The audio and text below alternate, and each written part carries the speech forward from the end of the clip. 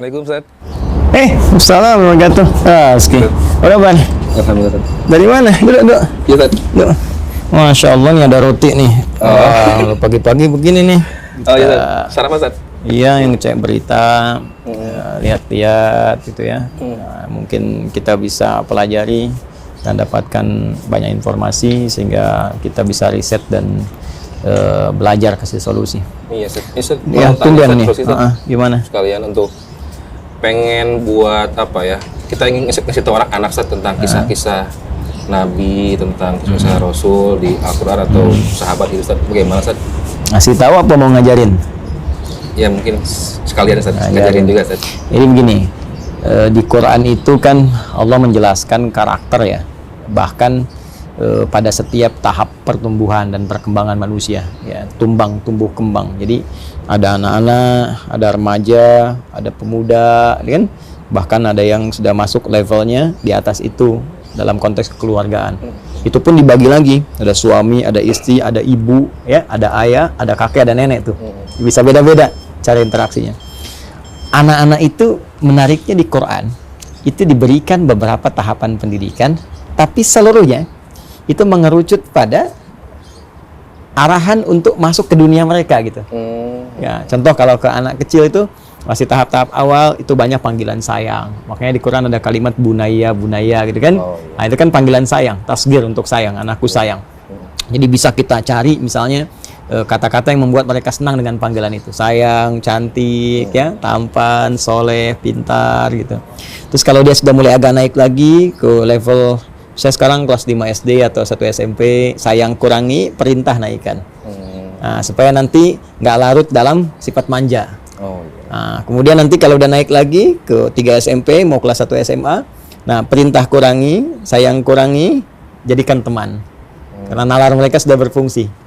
Nah, jadi kalau tadi Raski tanya misalnya, ini anak-anak level mana nih?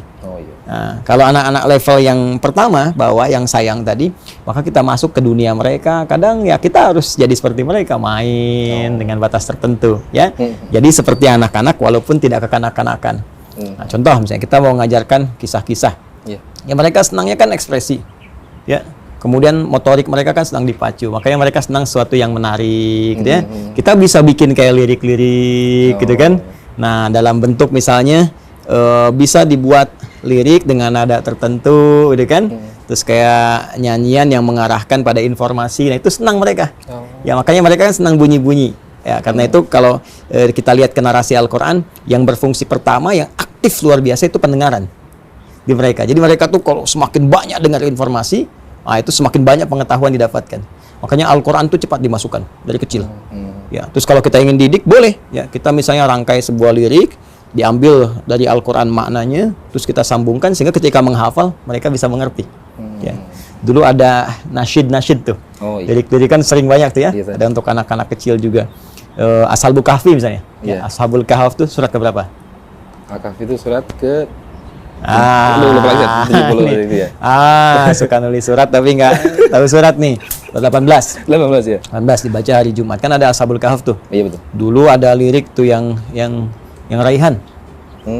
Raihan kan suka ada lirik Ashabul Kahf tuh, kan kita bisa kesampaikan ke mereka. Yang gimana, Ustaz?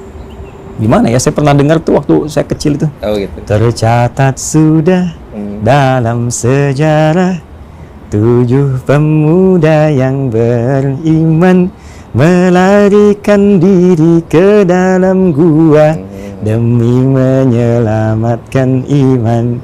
Wah, itu kalau anak-anak dikasih lirik gitu, ya, terus dia nyanyikan misalnya, ya, tanpa harus ada instrumen-instrumen lain, itu aja sampaikan, ya. Disangka tidur hanya sehari, rupanya 309 tahun.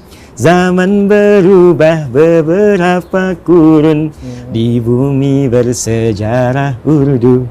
Hafal nggak? Baru dengar. Itu aja. Terus kalau mereka ekspresikan gitu ya. Jadi begitu mereka menyebutkan itu hafal tuh. Ashabul Kahfi tidur kayaknya cuma sehari, ternyata 309 tahun kan. Tempatnya di mana dan sebagainya. Jadi begitu mereka nanti bergerak menghafal, semakin dewasa, baca Al-Kahf tiap hari Jumat, inget langsung tahu maknanya. Di dunia anak-anak begitu. Ya beda dengan orang dewasa dan sebagainya. Ya, seperti itulah kurang lebih. Paham nggak? Gitu. Jadi Ustaz untuk ke balita tuh pendengaran nih diutamakan. Balita pendengaran ya, kalau perlu Quran diperdengarkan. Ya, pasang speaker aktif Quran 1 bulan 1 juz sampai 30 juz, usia dia 30 bulan, 2 tahun setengah. Jadi sudah dengar Quran secara keseluruhan.